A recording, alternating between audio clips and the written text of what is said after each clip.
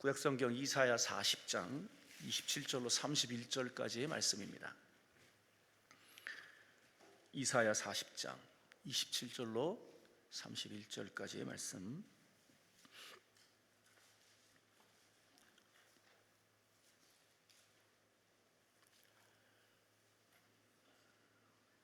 다 찾으신 줄 알고 우리 한 목소리로 27절부터 마지막 절까지 합독합니다. 야곱아, 어찌하여 내가 말하며 이스라엘아, 내가 이르기를 내 길은 여호와께 숨겨졌으며 내 송사는 내 하나님에게서 벗어난다 하느냐? 너는 알지 못하였느냐? 듣지 못하였느냐? 영원하신 하나님 여호와 땅 끝까지 창조하신 이는 피곤하지 않으시며 곤비하지 않으시며 명철이 한이 없으시며 피곤한 자에게는 능력을 주시며 무능한 자에게는 힘을 더하시나니 소년이라도 피곤하며 곤비하며 장정이라도 넘어지며 쓰러지되 오직 여호와를 낭망하는 자는 새 힘을 얻으리니 독수리가 날개치며 올라감 같을 것이요 다른 박질하여도 곤비하지 아니하겠고 걸어가도 피곤하지 아니하리로다. 아멘. 서대문구 신촌로에 위치한 아현 성결교회 조원근 목사님이십니다. 오늘 본문을 중심으로 새 힘을 얻으라 라고 하는 제목으로 말씀을 증거하실 때 응답의 시간, 축복의 시간 되시길 주의 이름으로 축원합니다. 이 시간 목사님 나오실 때에 할렐루야로 하나님께 영광의 박수 올려드립니다. 할렐루야. 할렐루야. 감사합니다. 잠깐 기도하겠습니다. 저희 인간의 생사화복을 주관하시며 나라의 흥망성쇠를 만들어 가시는 살아계신 여호와 하나님, 주님의 은혜와 사랑을 감사하고 찬양하고 송축합니다.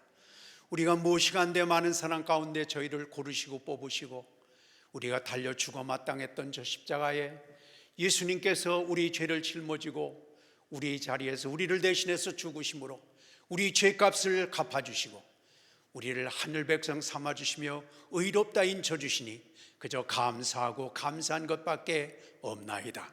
지난 한 해 동안도 험하고 고단한 인생길이었지만 일마다 때마다 은혜 안에 붙들어 주셔서 잘 감당하게 하시고 또 새해 벽두에 하나님 앞에 나와 더 주님과 깊이 사귐을 갖고 주님께 붙들리고 주님의 영광의 역사를 다시 한번 재출발할 수 있는 기회를 주신 거 감사하고 감사합니다. 이 미끄러운 길 추위 가운데 바쁜 일선을 놓고 기도의 동산에 올라온 이유와 형편과 사정과 처지를 주께서 아십니다. 주님, 우리를 만나 주시옵소서, 깨워 주시옵소서, 열어 주시옵소서, 새 힘으로 사로잡아 주시옵소서. 은혜 가운데 감사하는 심령에 더 큰 은혜를 허락하여 주시고 어려운 가운데 고민거리를 가지고 몸부림치면서 기도의 동산에 올라온 모든 심령들에게 주님께서 문제를 해결하시고 질병을 치료하시고 길을 열어주시고 하나님의 영광의 역사를 아름답게 간증할 수 있는 복된 기회가 될 수 있도록 역사해 주시옵소서. 하나님, 2025년은 우리 인생에 있어서 참으로 잊지 못할 아름다운 추억의 은혜의 아름다운 간증이 넘쳐나는 복된 안으로 갖고 나갈 수 있도록 주여, 이 새벽때에 주님을 찾아와사오니 우리 문제를 맡아주시고 우리 길을 열어주시고 은혜 가운데 이끌어 주시옵소서. 이곳에 올라올 때는 참으로 미끄러운 길, 추운 날씨에 썰렁한 마음을 가지고 왔지만 기도하는 가운데 하나님께서 응답해 주시고 인도하셔서 내려갈 땐 기쁨으로 내려가게 하시고 찬송하며 내려가게 하시고 마침내 삶의 현장에서 아름다운 간증으로 이어지게 하여 주시옵소서. 이 시간 사모하는 마음을 가지고 나왔습니다. 주님 앞에 나오며 또 먼저 예물을 주님 앞에 믿음을 가지고 올려드린 심령이 있습니다. 이 예물 가운데 담겨진 감사와 소원을 받아주시고 응답하시며 하나님의 영광의 역사를 이루게 하여 주시옵소서. 주의 함께 하심을 믿사오며 예수님의 이름으로 기도하옵나이다. 아멘. 아직도 음력으로 보면 새해겠네요. 새해가 되면 하는 인사가 새해 복 많이 받으세요. 그 말이 참 좋은 것 같습니다. 저는 예전에는 이 복 받으라는 말이 상당히 거부감이 있어가지고 기독교인들이 할 일은 안 하고 공짜만 바라고 앉아서 그냥 복 받을 그런 말만 생각만 하고 있다 그랬는데 나이를 먹어가면서 보니까 모든 것이 하나님이 주신 복이다 이런 생각을 갖게 됩니다. 우리가 열심히 노력을 한다고 하더라도 노력할 수 있는 머리를 주시고 또 노력할 수 있는 의지도 주시고 지혜도 주시고 환경도 주시고 여건도 주신 분이 다 하나님이시니 사실 하나님이 복이 아니면 우리가 어떤 것도 시작도 생각도 할 수 없으니 우리가 정말 하나님의 복을 더 많이 받아야 되겠다, 그런 생각을 갖게 됩니다. 2025년 우리 인생에 정말 잊을 수 없는 축복의 한 해로 아름답게 기억되시기를 축원합니다. 오늘 엄청 추운 것 같아요.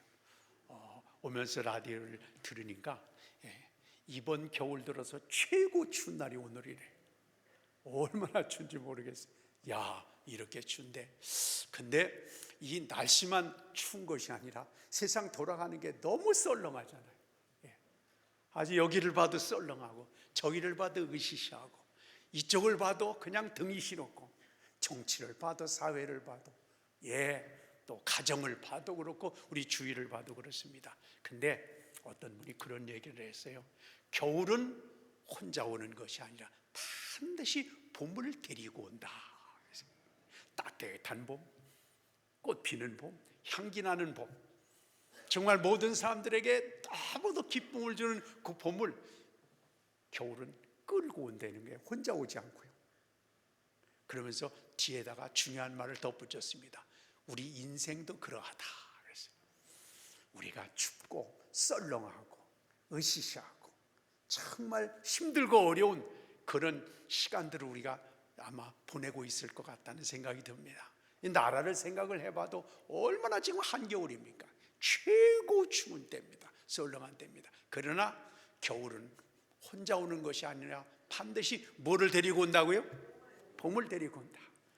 뭔가 하나님께서 우리가 준비만 되면 그 봄이 빨리 올 수도 있고 조금 늦어질 수도 있지만은 우리가 이렇게 열심히 기도로 준비하고 믿음의 그릇으로 준비하면 그 따뜻한 봄도 빨리 오고 아름답게 오고 풍성하게 오게 될 줄 믿습니다.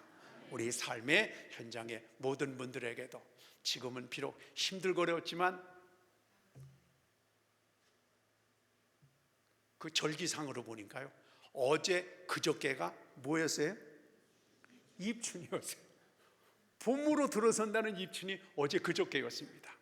누가 뭐라고 하더라도 봄은 지금 오고 있습니다. 이 봄이 우리 삶의 큰 축복이 되시기를 바랍니다. 오늘 이 새벽도에 이게 기도하면서 이사 40장에 있는 말씀, 그러니까 잘 아는 말씀입니다. 새 힘을 얻으리니, 한번 따라해 보겠습니다. 새 힘을 얻으리니. 새 힘을 얻어야 됩니다. 우리가 이제 힘으로, 능으로 안 된다, 그런 말이 있습니다. 힘이라고 하는 것은, 능이라는 것은 우리가 일반적으로 가지고 있는 그런 어떤 힘이라는 걸 얘기할 수 있습니다. 우리 생각, 계획, 또 우리가 가지고 있는 재력, 체력, 여러 가지 많은 힘으로, 능으로 안 되는데 이 힘이 아니라 제3의 힘이 필요하다. 그 제3의 힘을 어떻게 우리가 활용해서 세상을 이겨나갈 것인가, 그걸 오늘 성경은 우리에게 가르쳐주고 있습니다. 자, 오늘 우리가 이렇게 대한민국에서 편하게 살고 있습니다마는 3년 넘게 지금 러시아와 우크라이나가 전쟁을 벌이고 있습니다. 3년쯤 됐는데요, 전쟁이. 우크라이나 사람이 약 8만 명이 죽었답니다. 여러분 생각해 보세요. 러시아 군인이 약 20만 명이 죽었다고 합니다. 그리고 부상자까지 포함하면 우크라이나, 러시아에서 약 100만 명이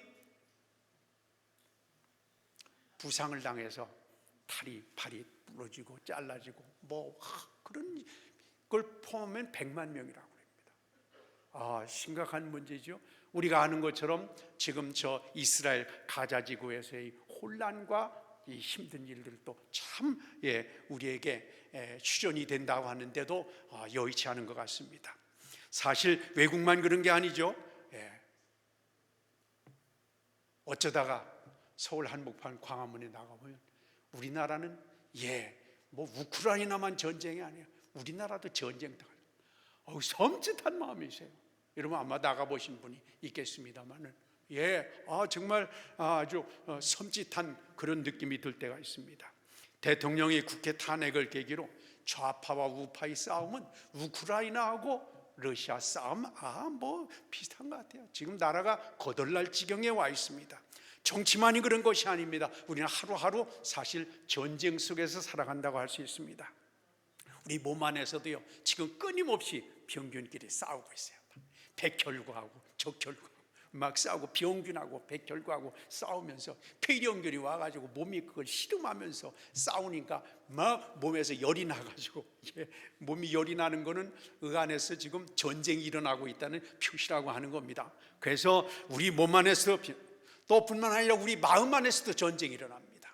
의로운 일, 불의한 일에 대한 일들, 또 탐욕, 욕심, 또 과격한 마음들, 이 마음들이 우리 마음속에서 계속해서 분쟁이 지금 일어나고 있지 않습니까?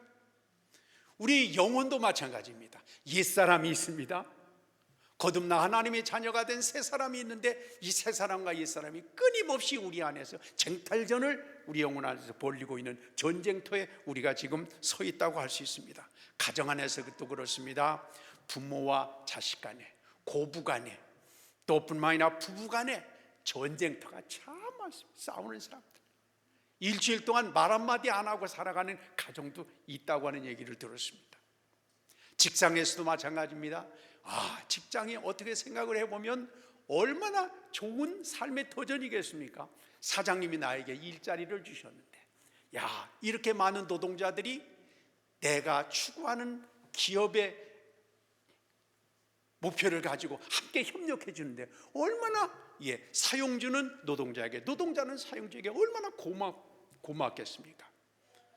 정말 내가 이 직장에서 이렇게 일해서 우리 가정이 살아갈 수 있고 자녀들이 성장할 수 있고 그 터전을 마련해 줬으니 얼마나 감사하겠습니까?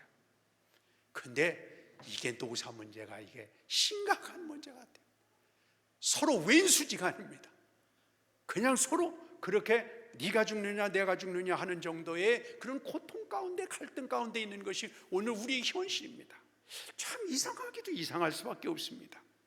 정치사회에서는 좌파와 우파, 또 친북과 자유, 민주주의 이런 것들이 계속해서 싸우고 있습니다. 심지어는 교회 안에서도 으르렁거리는 사람들이 있어요. 얼마나 서로가 갈등하면서 어떤 경우에는 막 목사님을 끌어내리는 경우도 있고, 그 안에서 막 교회 안에서 막 예배 시간에 난리를 피는 경우도 있고, 도대체 이게 여기저기가 전쟁터 아닌 데가 없는 것 같습니다. 하여튼 이런 전쟁에서 의가 이겨야 되고, 정의가 이겨야 되고, 하나님의 뜻이 이겨야 되고, 사랑과 평안이 이겨야 되는데, 근데 결과를 놓고 보면 거기까지는 많은 그런 갈등, 어려움, 희생, 또 손실, 아픔이 있는데도 불구하고 결론이 안 나가지고 헤매고 있는 경우들을 많이 볼 수 있습니다. 어떤 경우에는 그래서 하나님이 계시면 저 인간 왜 저 그냥 놔두실까 도대체, 그렇게 믿는 우리까지도 아쉬움을 가질 때가 있는 게 현실 아니겠습니까? 1967년에요 제3차 중동전쟁이 일어났는데, 이게 보통 우리가 아는 것처럼 6.1 전쟁이라고 합니다. 1967년 오래됐죠. 제가 고등학교 1학년 때인데 67년. 그때 그 6.1 전쟁이 일어났는데, 당시에 이스라엘 군대를 이끌던 모세 다얀 장군은 세계가 깜짝 놀랄 만한 선언을 했습니다. 이스라엘이 있고 이스라엘 주변에 아랍, 이집트, 요르단을 비롯해서 사우디 여러 가지 나라가 있는데, 이 이스라엘보다도 100배 이상의 인구를 가진 아랍 연합과 우리 이스라엘이 전쟁을 해서 반드시 우리는 아랍을 물리칠 무기가 있다, 이렇게 선언을 했습니다. 모세 다얀 장군이. 그래서 세계 사람들의 관심을 가졌어요. 그 주위를 아랍 세계가 포위하고 있는데, 군사력으로 얘기하면 이스라엘보다 100배는 더 많은 군대가 다 포위를 하고 있는데, 어떻게 저 아랍 세계를 제압할 수 있는 무기가 있단 말이냐. 그래가지고 연구를 사람들이 했어요. 그러면서 저건 분명히 원자폭탄이나 아니면 수소폭탄이나 아니면 생화학 무기나 이런 걸 가지고 아마 쓰려고 그런 모양이다, 이렇게 생각을 하고 사람들이 막 궁금해하고 있었습니다. 결국 치열한 전투는 6일 만에 전쟁이 끝났습니다. 그런데 이스라엘군 전차 61대가 파괴됐고, 아랍 제국은 이집트의 전차 1000대를 비롯해서 아랍 제국의 전차는 1600대가 파괴됐습니다. 이스라엘의 항공기는 겨우 40대의 피해를 입었는데, 아랍 제국의 항공기는 451대가 격추되거나 이제 쓸모없이 되고 말았습니다. 세계는 이 모세 다얀 장군이 최신의 무기가 궁금했지만은 새로운 생화학 무기나 원자폭탄이나 수소폭탄이나 이런 것들을 사용했다는 흔적은 없었습니다. 근데 어떻게 해서 이렇게 100배 이상의 아랍 제국의 그 많은 숫자 무기를 제압하고 6일 만에 이스라엘이 아랍 제국을 굴복시킬 수 있었을까? 전쟁이 끝난 뒤에 전쟁을 지휘했던 모세 다얀 장군은 성명을 발표하면서 이렇게 말했습니다. 우리가 전쟁에서 이길 수 있었던 최고의 무기는 이스라엘 전 장병의 마음속에 불타고 있는 구원의 하나님을 향한 믿음과 애국심이었다. 이렇게 얘기했습니다. 이스라엘 측의 입장에서 보면 그들의 힘을 가지고는 도저히 100배 이상의 그 많은 숫자, 그 많은 무기를 이겨낼 수가 없는 힘든 전쟁이었는데, 이길 수 있는 가능성은 거의 없는 것이었습니다. 모두들 주변에서도 그렇게 생각하고 있었습니다. 그러나 그들이 전쟁에서 이길 수 있었던 것은 그들 힘만이 아닌 우리의 생사복을 주관하시는 야훼 하나님, 그분이 우리에게 용기를 주시고, 그분이 우리에게 지혜를 주시고, 우리에게 작품전할 수 있는 길을 열어주신다면, 우리 민족을 오늘까지 생존케 하신 하나님께서 이끌어 주시겠다고 하는 그런 담대한 믿음을 갖고 나갔을 때 하나님께서 놀라운 승리를 안겨주실 줄 믿습니다. 그렇습니다. 내 힘이 아니었습니다. 군사력이 아니었습니다. 숫자도 아니었습니다. 하나님께서 위에서 부어주시는 그 강하고 담대한 믿음과 용기와 지혜와 결속력과 헌신, 이것이 하나로 뭉쳐지니까 이겼습니다. 근데 우리가 성경을 읽다가 보면요, 구약 성경에 우리가 보면 이스라엘 사람들이 출애굽을 하면서 아말렉과 전투, 블레셋과 전투, 암몬 연합군과 전투, 아람과의 전투 할 때마다 어떻게 보면 그래요. 이스라엘 사람들이 떼거리로 몰려오는 블레셋을 그냥 사거리 다 멸망시켰더라. 18만 5천 명을 한꺼번에 죽였더라.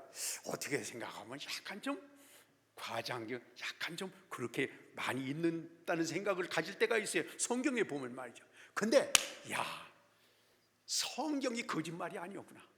왜 그러냐면 오늘날도 1967년에 6.1 전쟁이 일어나는 상황을 보면 말도 안 되는 군사력이 그렇게 불균형 가운데서도 이길 수 있는 기회가 오늘도 일어나고 있구나.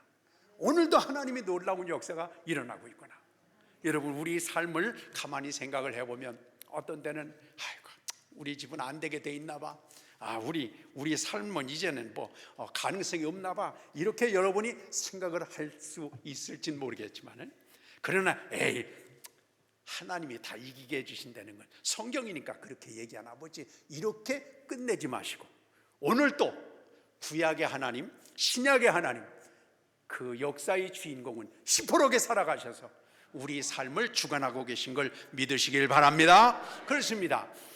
사무엘상 30장에 보면 다윗이 사울왕의 미움을 받아가지고, 믿음이 대단한 사람이었지만은 사울왕이 미움을 받아가지고 가족들을 시글락이라고 하는 것을 남겨둔 채, 이거 살아남으려면 어쩔 수 없다 그래서 블레셋, 적군이죠 사실 이스라엘에게는, 블레셋 진영으로 약간 도피를 해가지고 처량하게 그것에 빌붙어서 사는 그런 경우가 있는 내용이 사무엘상 30장에 나옵니다. 근데 한동안 그러다가 또 블레셋이 좀 미심쩍게 하니까 다시 집으로 돌아오게 되는데, 이 시글락에 다시 돌아와 보니까 남겨놓고 갔던 자기 가족들이 다 아말렉군이 와가지고 재산은 다 불태워버리고 다 약탈해가고 가족들은 다 노예로 잡아가고 말았습니다. 얼마나 안타까운지 다윗을 따르던 여러 이제 무리들이 말이죠, 다윗을 죽이려고 달려들었습니다. 그래서 그 성경에 보면 다윗이 울 기력이 없도록 울었다고 했어요. 하나님, 우리 죽으란 말입니까? 어떻게 이럴 수가 있습니까? 하나님, 정말 골리앗을 때려눕혔던 그때 함께 하셨던 하나님은 어디 가셨습니까? 정말 광야에서 양을 지키면서 사자, 곰을 그냥 찢어 죽이도록 그렇게 힘을 주셨던 그 하나님은 어디 계셨습니까? 우리 가족들 이렇게 다 뺏기고 삶의 터전을 잃어버렸습니다. 울 기력이 없도록 울었다. 그런 내용이 격여본 나옵니다. 그러자 이 다윗은 하다 이제는 하늘을 쳐다보게 됐어요. 하나님 앞에 무릎을 꿇고 주님을 앙망하고 기도하게 되자 분위기가 싹 달라지면서 사무엘상 30장 6절에 보면 이렇게 나옵니다. 다윗이 크게 다급하였으나, 너무너무 다급한 거예요. 우리처럼 정말 빨리빨리, 하나님 급합니다. 크게 다급하였으나 그의 하나님 여호와를 힘입고 용기를 얻었더라. 할렐루야. 그렇습니다. 엎드리니까 하나님께서 용기를 부어주셨습니다. 무릎을 꿇으니까 하나님께서 그 마음에 평안함을 주셨습니다. 담대함과 용기가 불끈불끈 솟아납니다. 하나님, 쫓아가면 되겠습니까? 쫓아가라, 내가 책임진다. 결국은 다윗은 자기가 함께하던 400명의 군대를 거느리고, 400명의 군대도 아니죠, 그 오합지졸들입니다. 400명을 데리고 가가지고 막강한 세력의 강력한 아말렉 군대를 그냥 쳐부수고 가족들 다 찾아오고, 또 뿐만 아니라 전리품을 다 가져와 가지고는 자기들이 실컷 승리를 자축했다는 그런 내용이 나오지 않습니까? 그렇습니다. 우리 인간은 우리 힘만 가지고 못 삽니다. 그래서 우리가 나라의 국방도 우리 힘만 가지고 안 되니까 미국 힘도 빌리고, 또 우리 힘만도 안 되니까 또 옆에 있는 나라도 지원도 받아야 되고. 그러나 여러분, 정말 최고의 힘이 있다고 하면 누구겠습니까? 하나님이 밀어주시는 것입니다.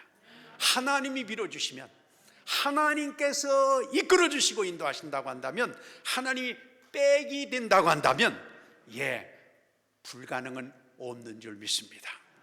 이스라엘을 보세요. 수많은 싸움이 끊임없이 이스라엘 사람들에게 있었지만 변변하게 준비되어 전쟁을 한 적은 별로 없었습니다. 아까 6.1 전쟁의 얘기를 했습니다만 6.1 전쟁도 뭐 준비한 게 없는 사람들 아닙니까? 그 주변에 비해서는 변변하게, 그러나 준비한 것이 없는 사람들이었음에도 불구하고 패배한 적이 별로 없었습니다. 맨날 불리했습니다.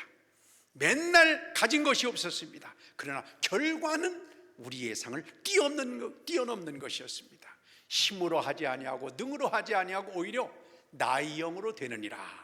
하나님께서 지혜도 주시고 용기도 주시고, 그래서 나가서 이제 부딪혀서 믿음으로 감당하도록 하는 경우도 있고, 어떤 경우는 우박을 내리는 경우도 있고, 어떤 경우는 하나님이 천사를 동원해서 생각지 않게 괴멸시키는 경우도 있고, 하나님께서 역사하실 때 우리의 기대를 뛰어넘는 하나님이 주시는 진정한 승리가 있게 될 줄 믿습니다. 근데 또 그러나 믿음으로 한다 그래서 맨날 또 이기는 것도 아닙니다. 사실 여리고성의 전투처럼 불가능한 것 같았던 전투에서 정말 무혈로 점령을 하는 경우도 있었지만, 그러나 어떤 때는 아이성 전투처럼 이건 상대할 것도 없다, 식은 죽 먹기도 하고 달려들었는데 패배하는 경우도 있었습니다.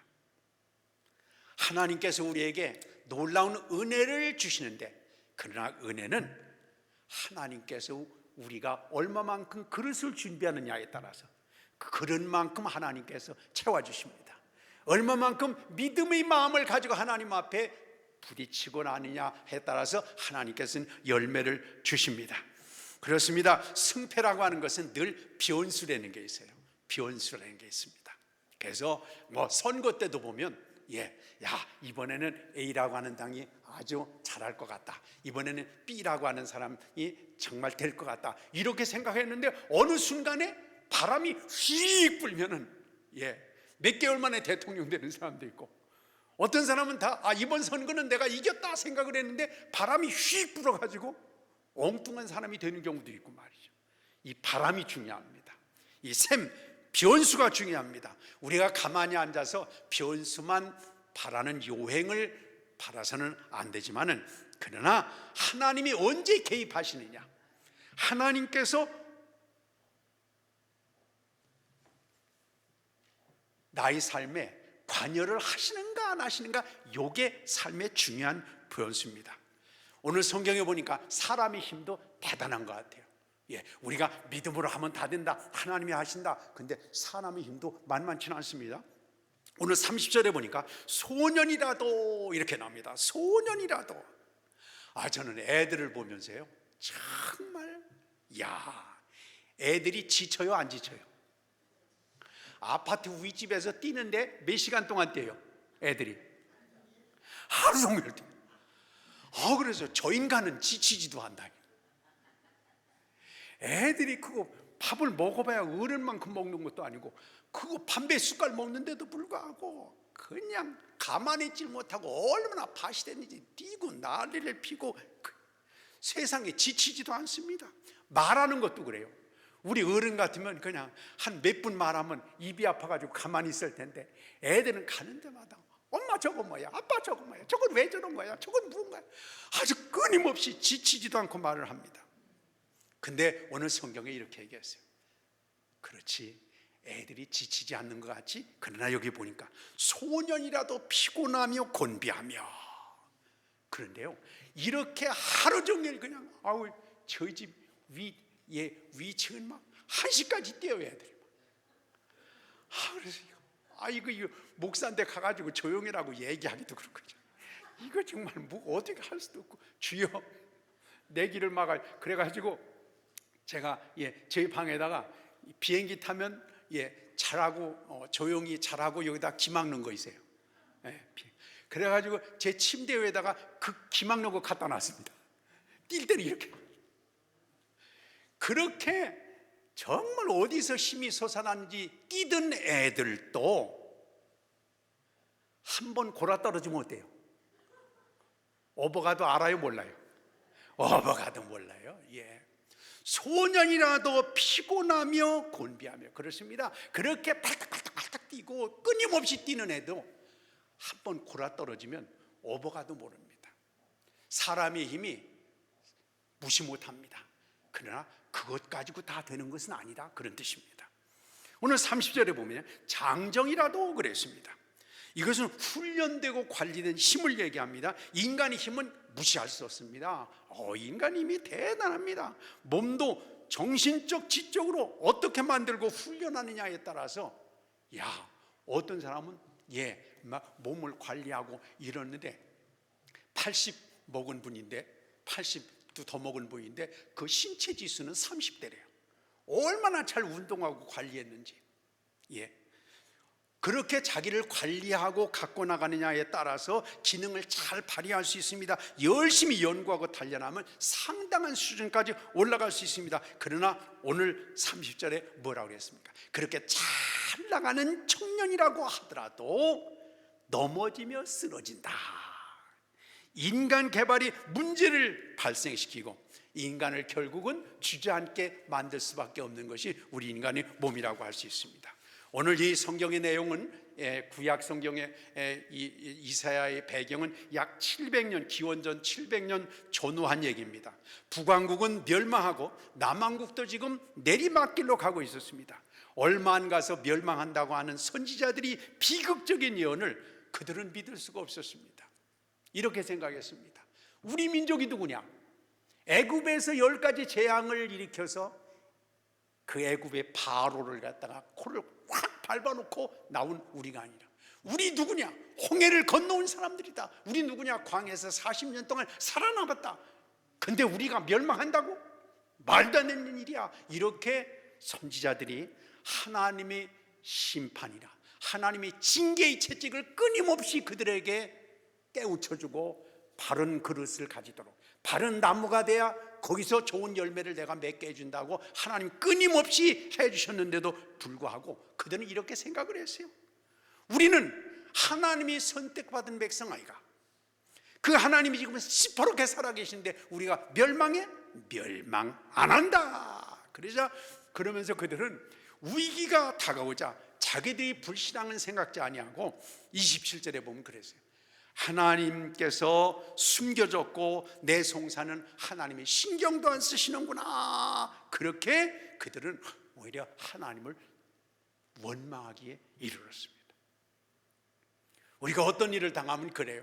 내가 한 거는 생각하지 아니하고, 내가 어떤 나무가 되었는지는 생각하지 아니하고, 왜 내 인생의 나무에 기쁨의 열매, 승리 열매, 행복의 열매를 안 맺고, 이렇게 내 인생의 나무에는 늘 벌레 먹은 열매들, 아니면 썩어 빠진 열매만 맺게 하는가, 이렇게 생각을 할 때가 많은데, 이스라엘 백성들이 바로 그랬습니다. 자기들이 한 거는 어떤 것인지 생각하지 아니하고 하나님만 원망하고 있었습니다. 오늘 본문에 이스라엘은 예상하지 못했던 엄청난 고난이 닥치자 이렇게 낙심하고 말았습니다. 우리도 그런 것 같아요. 우리가 기도하는 민족이 있는데 우리는 망하지 않는다. 여러분 그렇습니까? 근데 우리가 신경을 좀 써야 된다고 봅니다. 깨어있지 않으면 안 됩니다. 우리 한국도 생각을 해보세요. 한국의 본래 이 조선의 예루살렘은 어디였습니까? 피양입니다. 평양. 한국 기독교 선교 초기에 얼마나 하나님의 역사가 불붙듯이 일어난 것이 평양이었습니다. 근데도 여러분 생각해 보세요. 지금 70년 넘게 평양이 빨간색에 주저앉아서 저렇게 포위되고 있습니다. 이스라엘 백성들이 그랬어요. 그래도 하나님이 쓰시는 예루살렘인데 하나님이 멸망을 시킨다고 예언자들 나부놈들 왜 부정적인 얘기만 해, 이렇게 생각하면서 주저앉았다가 결국 당하고 말았는데, 우리도 안일해서는 안 됩니다. 하나님께서 우리에게 신령한 눈을 열어서 우리 마음속에 하나님께서 불같은 마음을 불러일으킬 때 기도하면서 믿음으로 잘 감당해서 하나님이 준비하신 열매를 누릴 수 있는 우리 모두가 되시기를 축원합니다. 그렇습니다. 그들은 생각했어요. 우리는 열심히 절기도 지켰고 헌금도 열심히 예물도 드렸고 그랬는데 정말 왜 우리가 망한단 말이야. 이렇게 이제 그들이 아주 그 하나님의 징계에 대해서 부정적으로 외면하고 말았습니다. 그러자 28절에 이렇게 얘기했습니다. 너는 알지 못하였느냐, 듣지 못하였느냐 하면서 하나님이 어떤 분이신 것을 좀 깨달아라, 이렇게 얘기했어요. 무엇보다도 우리가 하나님이 어떤 분인지 하는 것을 알아야 됩니다. 이게 중요하잖아요. 우리가 하나님 앞에 뭘 부탁하려면 하나님이 어떤 분인가를 알아야 되잖아요. 자, 오늘 김 과장이 회사에 가가지고 정말 결제를 맡아야 됩니다. 열심히 기한을 내가지고 결제를 맡았다고 하면 이 김 과장이 먼저 사장실 앞에 있는 비서한테 뭐라 그럽니까? 오늘 사장 기분이 어때? 집에서 사모님한테 혼나고 온 것 같아? 아니면 뭐 문제가 있는 것 같아? 아니면 사장의 기분이 정말 좋아? 이걸 먼저 물어봅니다. 그래서 사장님 기분이 오늘 아주 사모님한테 혼쭐 나가지고 와서 지금 코가 쑥 빠졌다 그러면 결제 안 맞는 게 낫습니다. 근데 오늘 좋은 일이 있나 봐, 집에서 싱글벙글하면서 오셨어 그러면 기한을 올립니다. 우리가 하나님 앞에서 마찬가지입니다. 우리가 하나님 앞에서 우리 기도의 제목과 하나님 앞에서 우리가 하나님 헌신과 충성의 내용이 이게 하나님께서 원하시는 건지, 하나님께서 기뻐하시는 건지, 하나님께서 나를 향해서 주고 싶어서 무언가 예비하신 내용인지 생각을 하고 우리가 하나님 앞에 달려들어야 된다, 그런 얘기인 것입니다. 하나님이 어떤 분인가를 먼저 알아야 됩니다. 그래서 내 기도 제목을 하나님이 정말 기뻐하실까? 그거를 나에게 주고 싶어 하시는 것일까? 아니면 그릇이 안 됐다고 물릴 것인가? 하나님은 어떤 분이신가? 31절에 나옵니다. 오직 여호와를 앙망하는 자는 새 힘을 얻으리니, 29절에 보면 피곤한 자에게는 능력을 주시며 무능한 자에게는 힘을 더하시나니, 하나님은 우리에게 새 힘을 불어넣어 주시고 또 우리에게 새로운 길을 열어주시기를 원하십니다. 근데 전제가 있습니다. 이스라엘 백성들이요, 하나님께서 모세를 통해서 이제 언약의 돌비를 주시잖아요. 근데 이스라엘 백성들이 그 돌비를, 하나님의 언약을 받을 만한 그릇이 안 되니까 모세는 그 돌비를 시내 산에서 내려오면서 깨쳐버리고 말았습니다. 하나님의 계약이 너희들한테 상관없다. 그런데 또 아파하고 고통하는 모세에게 하나님께서는 이렇게 말씀하셨습니다. 모세야, 돌판을 잘 해가지고 그 돌판하고 상자를 네가 잘 만들어 오면 깨어진 언약의 그 말씀을, 하나님의 놀라운 율법의 말씀을 내가 네가 준비한 돌판에다가 내가 기록해서 주겠다, 이렇게 말씀하셨습니다.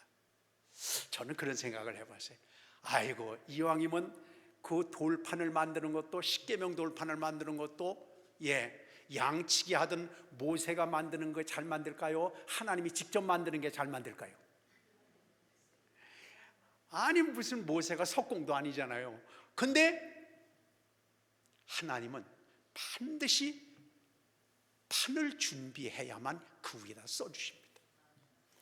하나님께서 우리에게 말씀의 씨앗을 주시고 은혜의 씨앗을 주시는 것도 하나님께서 몽땅 그냥 다 부어주시면 좋은데 아닙니다.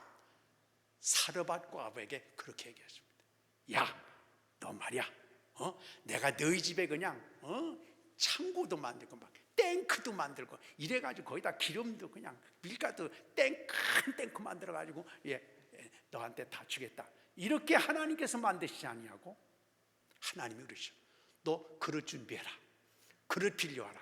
성경에 보면 하나님께서 끊임없이 기름을, 밀가루를 공급해 주셨는데 언제까지 공급해 주셨어요? 준비한 그릇만큼만 채워주셨습니다. 아이고, 제가 생각할 땐 그런 것 같아요. 저 사료 공장에 있는 탱크 같이 막 큰 탱크를 하나님께서 한번 만들 거 아니겠어요? 그렇잖아요? 그럼 거기다가 다 만들어져 가지고 나눠주면 얼마나 좋겠습니까? 근데 하나님 그렇게 안 하세요. 그릇은 네가 준비해라.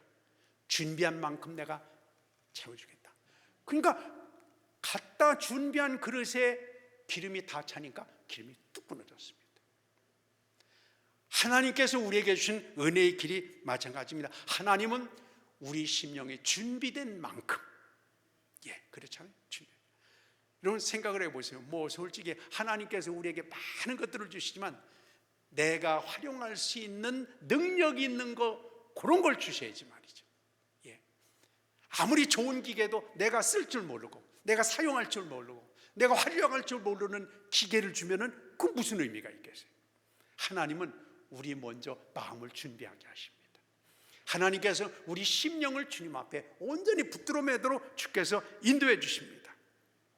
하나님은 유대 백성들을 부르실 때, 그래서 오늘 성경 27절에 본 성경 말씀을 읽으면 참 의미가 많습니다.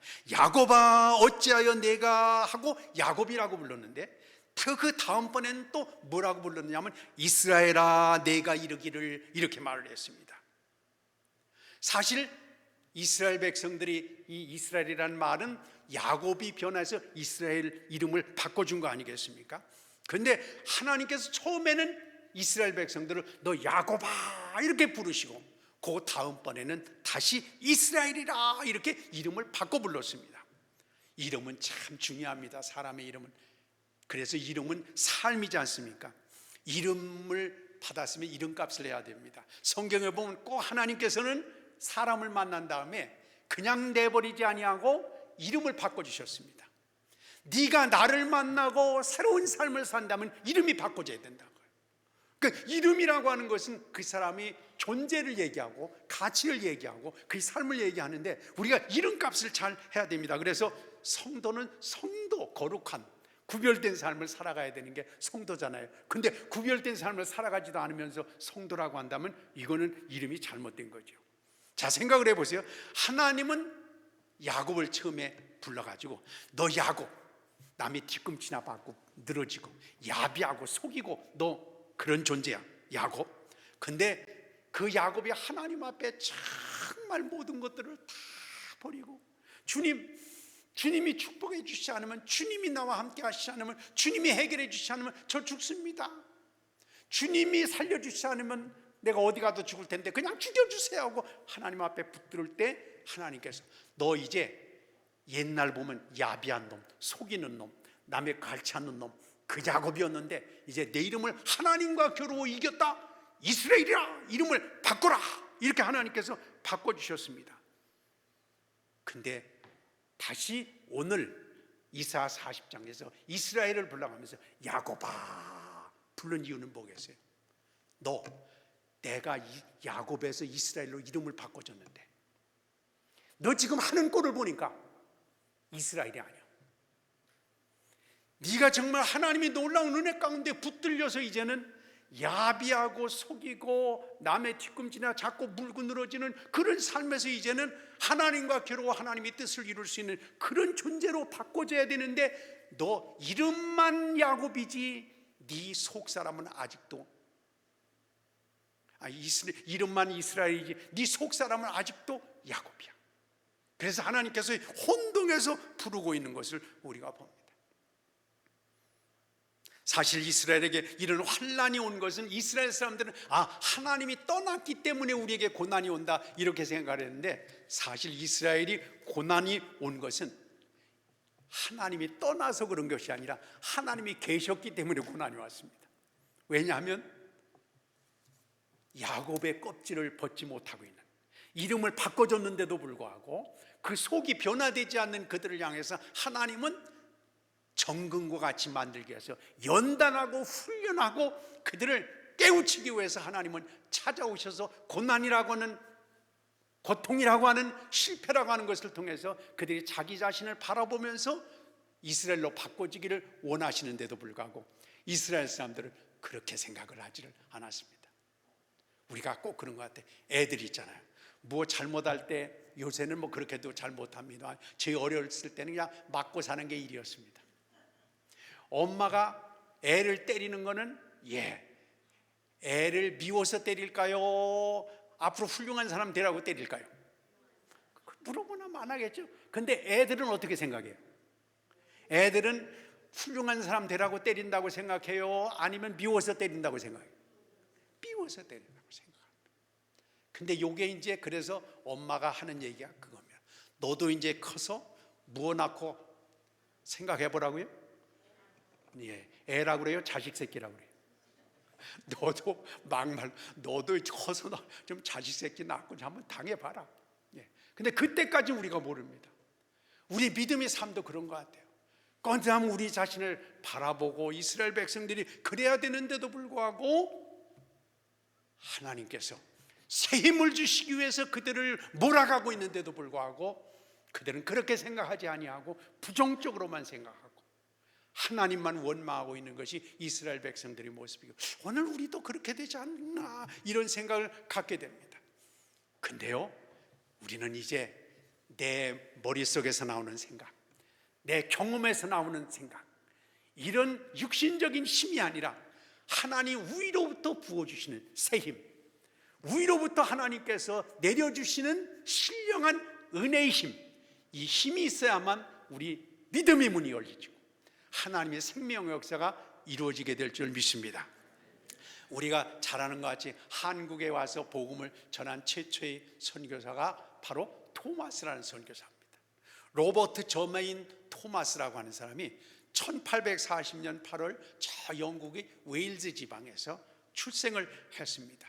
그가 런던 대학교와 이후 칼리지에서 공부를 하고 신학을 해서 목사 안수를 받고 부인과 함께 24살에 런던에서 배를 타고 아마도 3달 내지 4달은 걸렸을 것입니다. 쭉 돌아가지고 중국까지 오게 됐습니다. 24살짜리가 갓 결혼해가지고 자기 아내와 함께 배를 타고 중국에 선교를 하겠다 이러고 온 거예요. 그래서 선교 활동을 얼마 동안 하는데 마치 급하게 연락이 와서 자기 부인이었던 캐롤라인이 애를 낳으려고 한다. 그래가지고 선교지를 돌다가 이 토마스가 집에 와보니까 그 며칠을 참지 못하고 캐롤라인과 뱃속에 있는 애가 동시에 죽고 말았습니다. 중국에.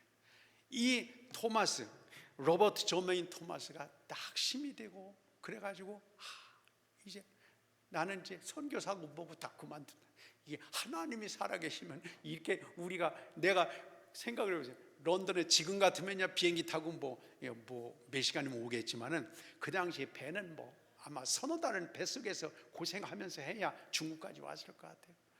그러니까 이제 난 그만두겠다 해가지고 중국에서 세관원으로 취직을 하게 됐습니다.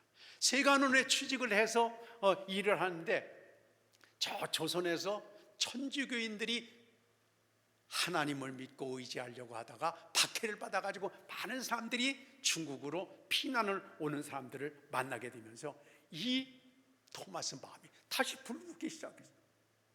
보통 같으면은 하나님이 내 아내도 죽이고 아내 뱃속에 있는 태아까지도 죽이고 어쩌란 말이냐, 그러면서 다 그냥 집어치고 도망갈 텐데도 불구하고 그 마음속에 막 마음을 하나님께서 불어넣어 주실 거예요. 지금 조선에서 수많은 사람들이 목말라 하나님의 은혜를 갈구하고 있다. 수많은 사람들이 박해에 목이 날아가는 가운데서도 하나님 바로 믿으려고 하는데, 천주교인들도 그런데 이제 바른 복음을 들고 내가 가야 되지 않겠느냐, 그 마음이 막 가만히 있을 수가 없게 만들어놨어요. 그래가지고 그 마음속에 막 뜨거운 무가 막 올라오는 거예요. 이게 위에서 부어주시는 세임이었습니다. 그래가지고 어떻게 하면 좋을까 이런데 마침내 미국 상선 제너럴 셔먼호가 평양 쪽으로 들어가면서 한국말을 조금은 할 수 있는 통역관이 필요하다 수소문을 하는 가운데 이 로버트 저메인 토머스가 약간 한국어를 좀 배웠던 모양입니다. 그래가지고 통역관으로 당신이 좀 필요하다 제너럴 셔먼호에서 그렇게 요청을 하니까 이 토마스가 하나님이 주신 기회다, 이 기회 나는 선교사의 본래의 그 뜨거운 마음을 가지고 쪽복음으로 몇 개 번역된 그 한국어 성경을 가지고 그는 배에 타 올라가게 된 거 아닙니까? 그래가지고 제너럴 셔먼호가 대동강까지 갔는데, 마치 이 서해안은 이 간만의 차이가 대단합니다. 근데 배가 그것도 모르고 쭉 들어갔다가 썰물이 돼가지고 물이 빠지니까 배가 오도 가도 못하게 됐습니다. 밑에가 걸려가지고, 그럴 때 이 평양 감사인가 어떤 이 사람이 바지선에다가 이제 막 기름 같은 걸 잔뜩 싣고, 바지선에 기름 같은 걸 싣고 또 목재를 싣고 거기다 불을 지펴가지고 그냥 그걸 제너럴 셔먼에다가 밀어붙였습니다. 그렇게 되니까 그 제너럴 셔먼호가 그만 불에 타게 되고, 그래서 그 선원들이 다 바다에 대동강물에 뛰어들게 될 때 가가지고 다 목을 쳤는데, 그 가운데 이 토마스가 자기가 가지고 왔던 성경을 뿌려가면서 예수 예수 하고 외쳤다는 거 아니에요. 거기서부터 이제 복음이 전파돼서 그 안에서 이제 아주 좋은 신앙의 일꾼들이 컸다, 그런 내용들이 나와 있습니다.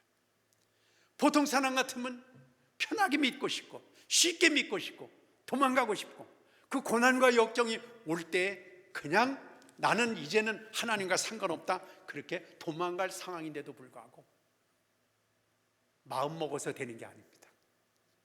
이권 때문에 되는 것이 아닙니다.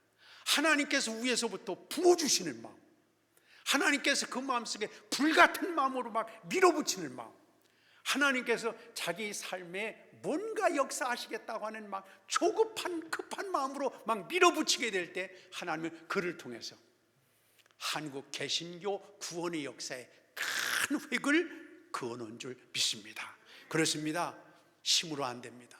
우리도 그래서 주님은 그랬어요. 너 첫사랑을 회복해야 된다. 저도 옛날에 신앙생활 처음 할 때 보면 그렇습니다.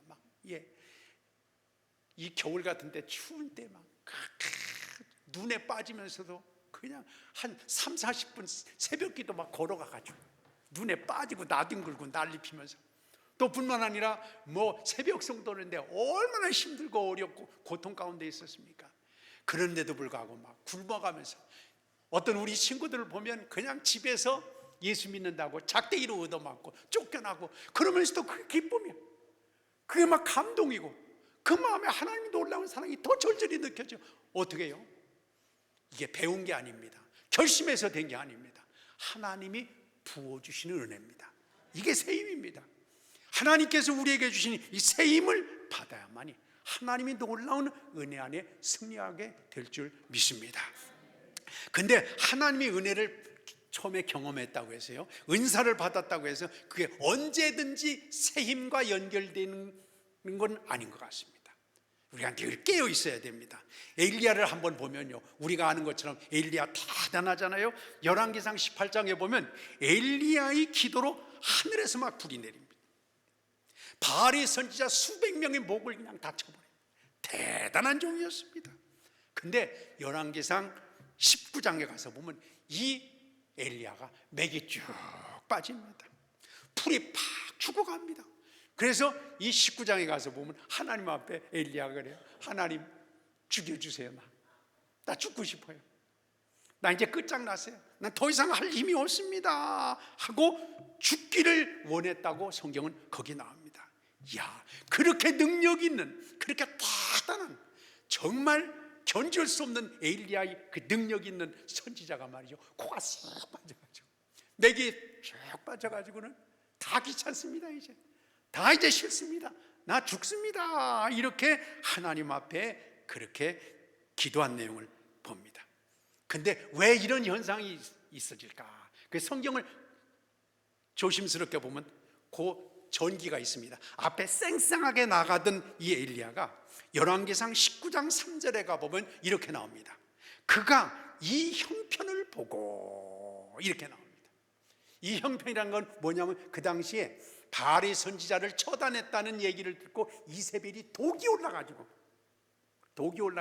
내가 그 인간 해치지 않으면 내가 먼저 죽을 거다 그러면서 악에 받쳐서 엘리야를 그냥 내가 다른 건 몰라도 엘리야 하나는 해치겠다는 마음을 가지고 달려들 때 이 엘리야가 그 형편을 보고 이렇게 나왔습니다.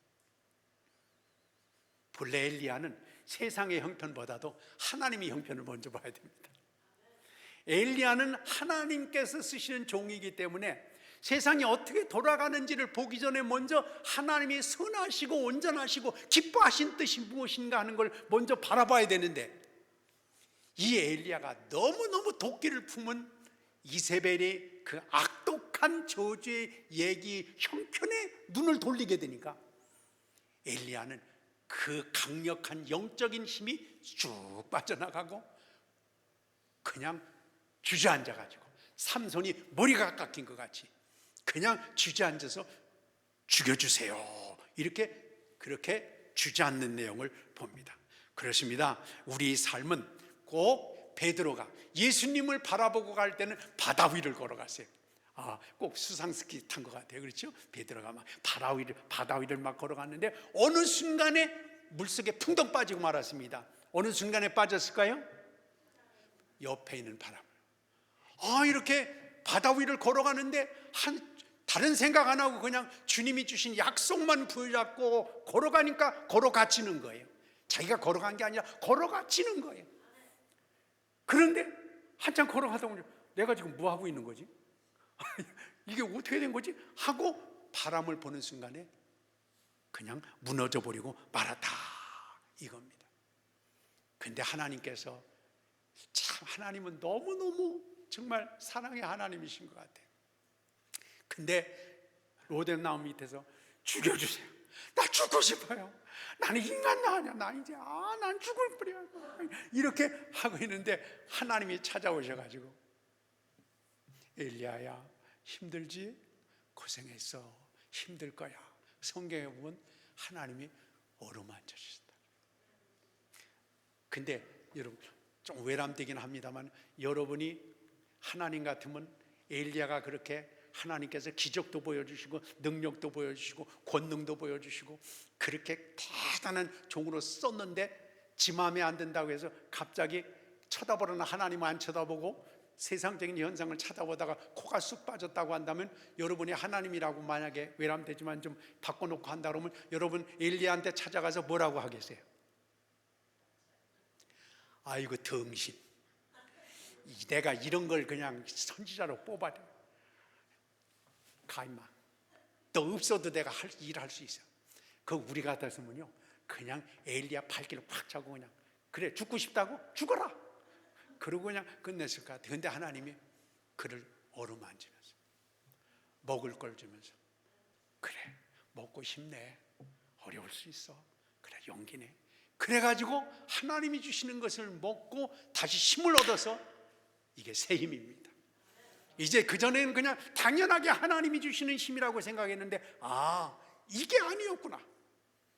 내가 뭔가 하나님 앞에 충성하는데 왜 이런 일이 벌어질까 하면서 아쉬움도 있었는데, 이제는 이 모든 것들이 하나님이 주시는 은혜 아니면 안 되겠구나, 그가 생각하면서 새로운 힘을 얻어서 하나님의 역사를 이루게 된 줄 믿습니다. 여러분, 우리가 믿음으로 한다고 하지만 사실 우리가 계산하고 할 때가 얼마나 많아요. 그렇잖아요.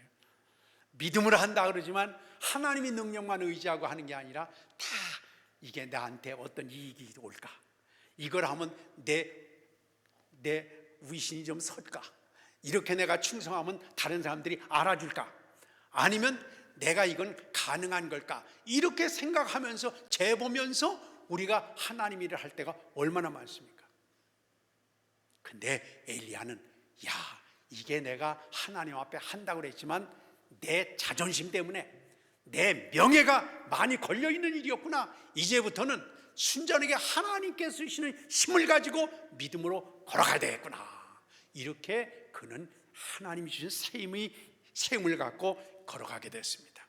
많은 사람들이 그래요. 전망이 어둡다, 살기 힘들다, 힘든 건 사실입니다. 그러나 우리가 아는 것처럼 바람이 세게 불고 날씨가 차가워도 다른 새들은 다 쥐구멍에 들어가고 다 숨어도 독수리는 그 바람을 이용해서 하늘 높은 곳에 올라간다고 하지 않습니까? 물이 끊임없이 흘러내려도 연어는 오히려 그 물살을 헤집고 거슬러 올라가서 하나님의 역사를 이룬다고 하지 않습니까? 사랑하는 여러분, 문제는 그겁니다. 하나님이 우리에게 주어진 조건과 여건과 그걸 흘러가는 것이 아니라, 이제는 믿음의 눈을 가지고 위에서부터 내려주시는 하나님의 놀라운 은혜의 새 힘을 받게 되시기를 바랍니다. 어떤 분이 그런 얘기를, 참 저는 이제 목회를 이제 은퇴한 마당에서 그렇게 못합니다. 어떤 분이 그런 얘기를 해요. 그 참 맞는 말인데 쉽지 않습니다. 교회에서 예산을 연말이 돼가지고 이제 다 끝났겠네요. 연말이 되면 한 해를 결산하고 내년을 계획합니다. 그러면서 중요한 게 이제 재정을 어떻게 운용할 수 있겠는가 하는 걸 가지고 그렇게 예산을 세우게 됩니다. 근데 여러분, 어떤 분이 그래요.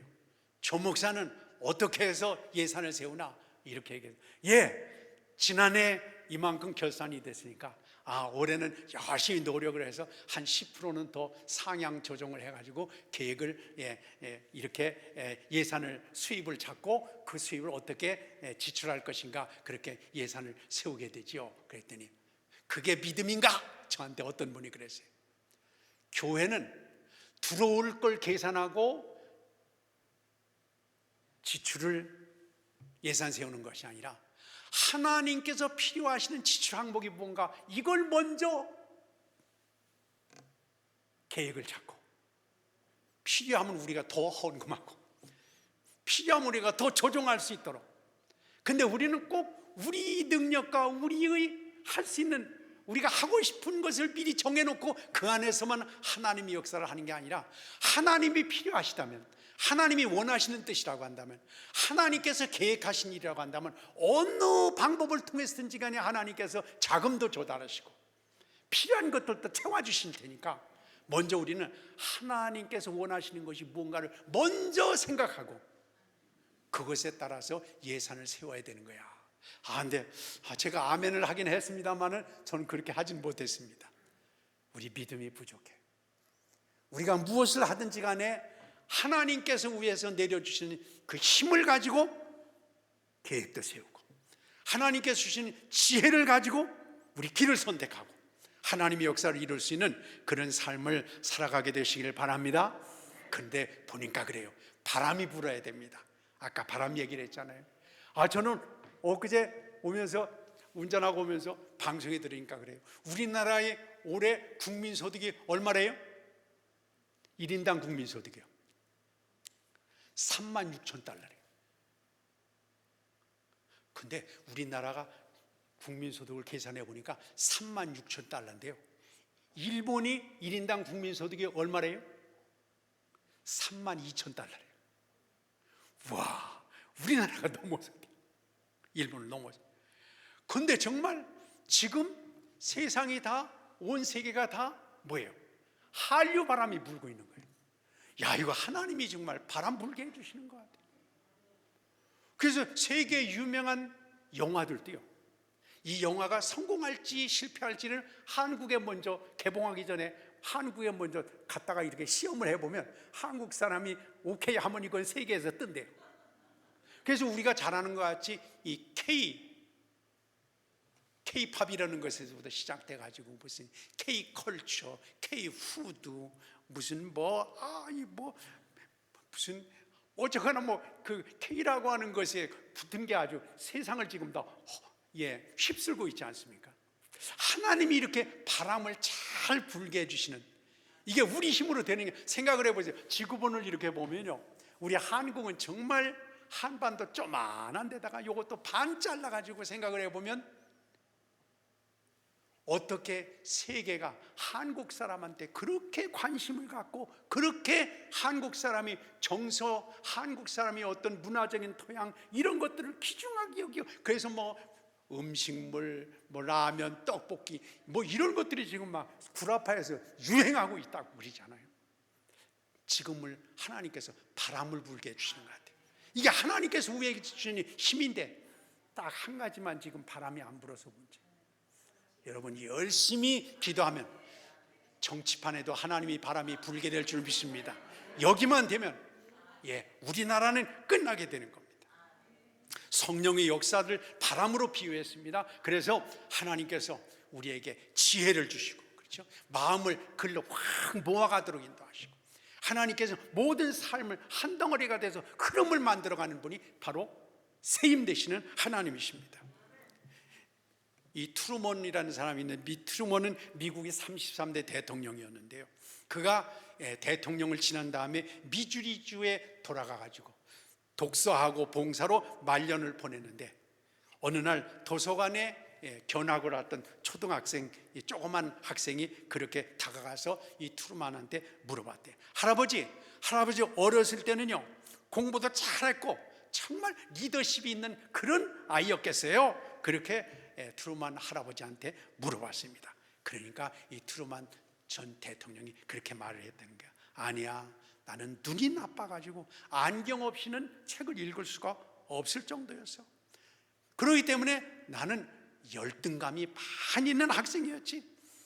그리고 누가 큰 소리를 막 치면 심약해가지고 벌벌벌벌벌 떠는 그런 심약한 아이였어. 그러니까 이 조그만 초등학생이 할아버지, 근데 어떻게 대통령까지 될 수 있었어요?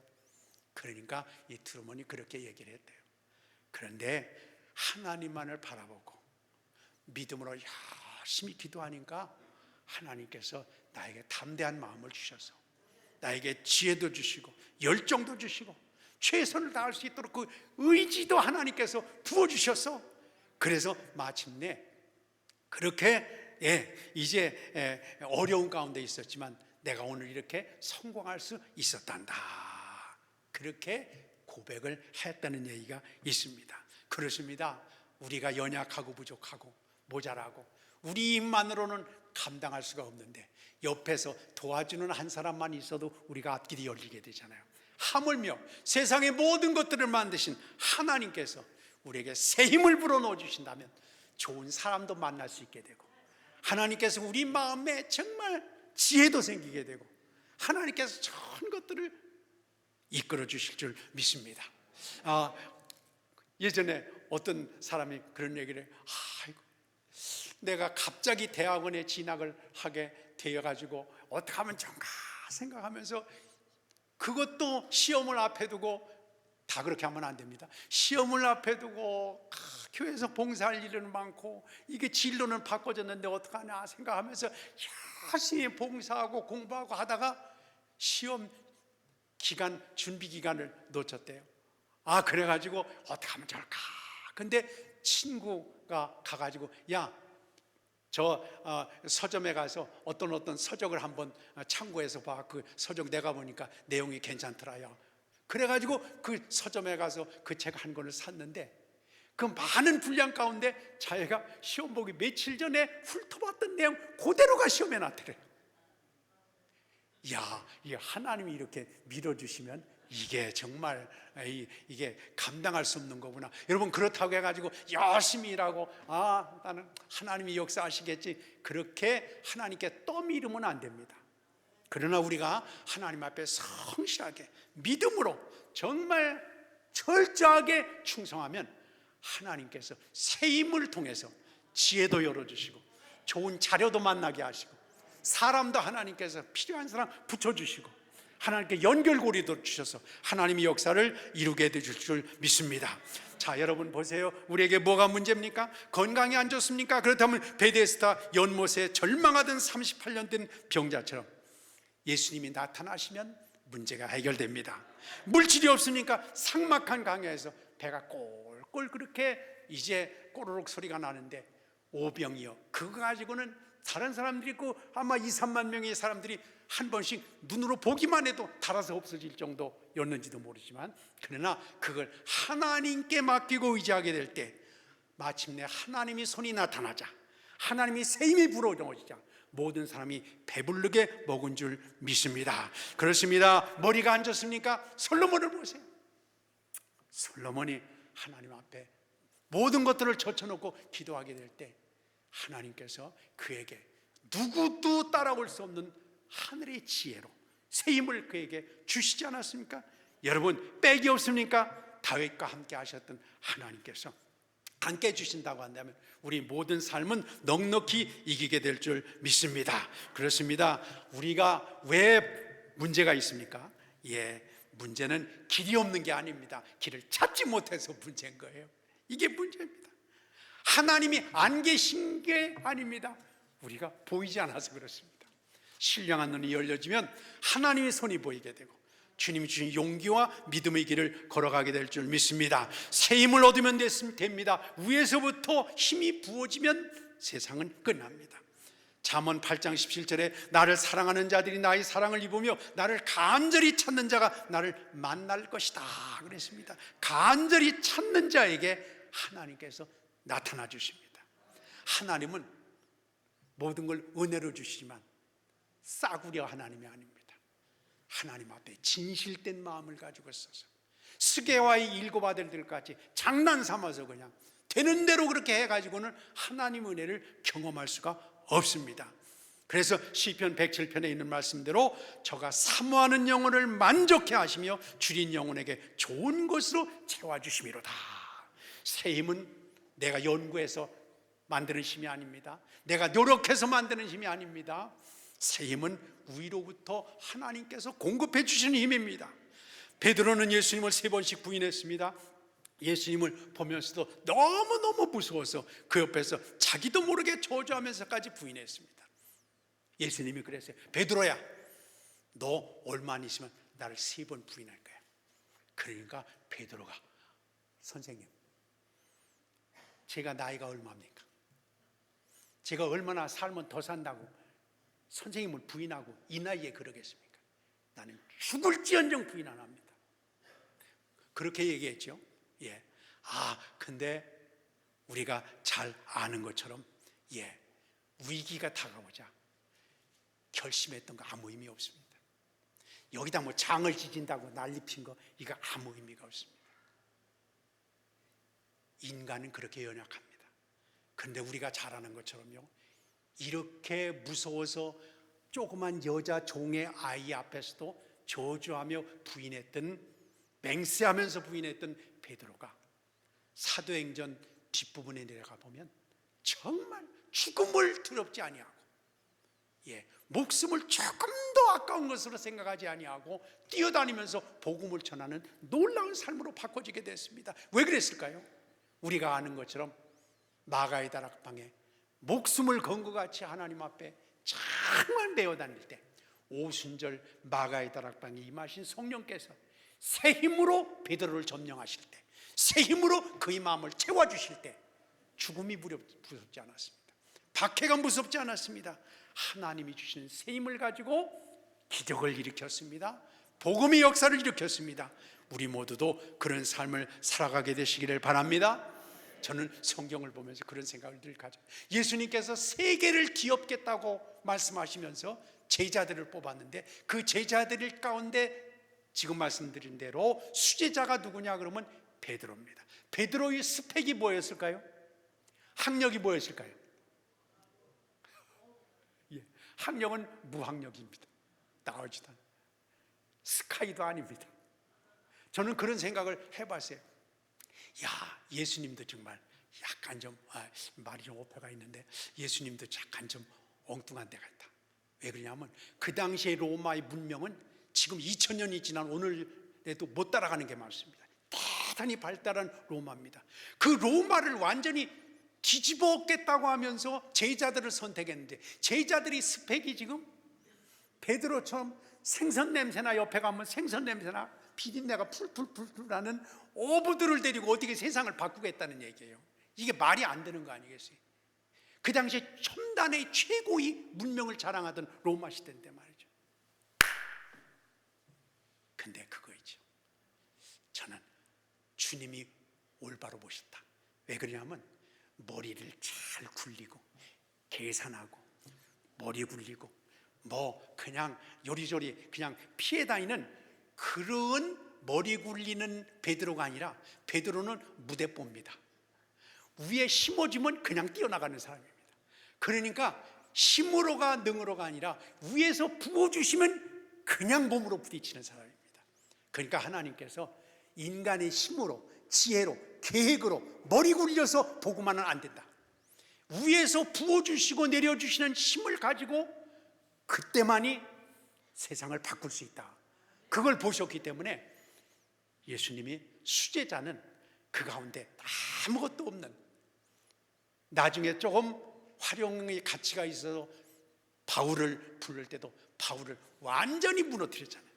그래서 다메섹 도상에 바울을 주님께서 만나실 때도 바울이 얼마나 눈이 밝았습니까? 그렇잖아요. 눈이 밝아가지고 예수쟁이들 이거 뭘 모르고 미혹돼가지고 막 뛰어다니는데 주님이 바울을 딱 만나자마자 먼저 눈에 비늘로 덮어놨습니다. 너 잘 본다고 그랬지? 눈 떠서 한번 봐. 얼마나 잘 보나? 안 보였습니다. 너 잘 본다고 했지만 보는 게 그거야. 마침내 아나니아의 기도를 통해서 눈에 거쳐지면서 하나님의 역사를 이루어졌잖아요. 새 힘을 받아야 됩니다. 새로운 은혜의 역사가 필요합니다. 한 가지만 말하고 마무리하겠습니다. 어느 날 방 안에 있었던 아빠가 들으니까 바깥에서 쿵쿵쿵쿵쿵 소리 나고 있습니다. 그래서 창문을 이렇게 옆에서 가서 보니까 초등학교 1학년 다니는 막내 녀석이 그 바깥에 마당 구석에서 돌멩이에 걸렸는지 그 돌멩이를 파내려고 끙끙끙끙거리고 있습니다. 그거를 아빠가 창문을 통해서 집안에서 마당을 쳐다보고 있었습니다. 한참 파도 안 되니까 이 어린애가 씩씩씩씩 거리면서 막 아주 자기 화에 자기 분에 못 이겨가지고 집으로 들어오고 있습니다. 그래서 아빠가 이렇게 물어봤습니다. 얘야, 돌을 파내려고 하는데 힘을 다해도 안 되던? 그러니까 아빠가 보셨잖아요. 아무리 해도 안 되잖아요. 그러자 아빠가 그 애한테 이렇게 말을 했습니다. 그래, 아빠가 볼 때는 네가 최선을 다한 것 같지 않은데 최선을 다했으면 돌멩이를 뽑아낼 수 있었을 것 같은데 너 최선을 다한 거 아닌 것 같은데. 그러니까 이 국민학과 1학년 아들이 그랬어요. 아빠, 땀나는 것 좀 보세요. 제가 이렇게 땅을 파는 걸 아빠 보셨잖아요. 왜 제가 최선을 다하지 않았어요? 이렇게 땀이 뻘뻘 흘리는 걸 그러면서도 안 되는 걸 보셨는데도 그런 말을 하잖아요. 서운하다는 듯이 그냥 핀잔을 냈습니다. 그럴 때 아빠가 이렇게 얘기를 했다는 거예요. 아니야, 너는 최선을 다하지 않았어. 꼭 저 돌멩이를 뽑아야 된다고 한다면 네가 안 되면 바로 집안에 아빠가 있는데 아빠 도와주세요 한마디만 했으면 내가 그냥 곡괭이를 갖다가 한 번에 파줄 수 있을 텐데 너는 네 입만 의지하고 끙끙대다 안 되니까 너도 화나가지고 너 자신도 기분이 나빠가지고 씩씩거리고 돌아왔지. 너는 최선을 다하지 않았어. 아빠만 불렀으면, 아빠만 찾았으면 아빠가 다 해결해 줄 텐데. 이사 30장 18절에 이렇게 말합니다. 여호와께서 기다리시나니 이는 너에게 은혜를 베풀려 하심이라. 하나님 우리에게 새 힘을 공급해서 우리 문제를 해결할 수 있도록 주님께서 기다리고 계시대. 근데 우리는 그냥 우리 마음대로, 우리 계획대로, 우리 생각대로 하면서 안 된다고 씩씩거리고, 그냥 하나님은 나는 안 돌봐주고 옆에는 김지사만 맨날 도와주는 것 같아. 나는 안 도와주고 옆에 있는 사람만 하나님 챙겨주시는 것 같아. 아닙니다. 하나님은 지금 기다리시는 거예요. 왜요? 내가 너에게 힘을 주기를 원한다. 지혜의 힘, 건강의 힘, 앞길이 열려지는 힘, 그 힘을 주님께서 준비하시면서 부르기를 원하셔서 주님께서 기다리고 계십니다. 사랑하는 여러분, 이렇게 이 연초에 바쁜데도 불구하고 추위에도 불구하고 이렇게 기도의 동산에 올리신 것은 반은 성공한 것입니다.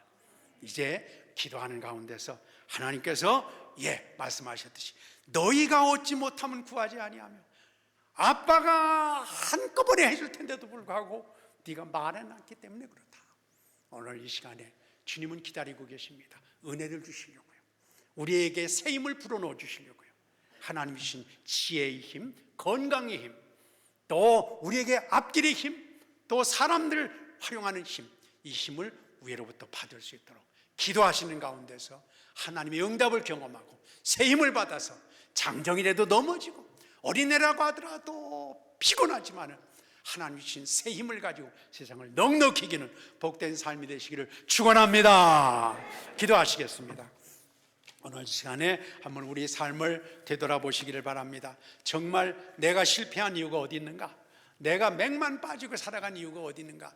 정말 하나님 뜻대로 한다고 믿음으로 한다고 하면서도 늘 계산으로 하고 세상적인 방법으로 하고 내 욕심대로 한 것은 아닌가? 주여, 이제는 우리 삶에 정말 하나님 주신 새 힘이 필요합니다. 하나님이 안목이 필요합니다.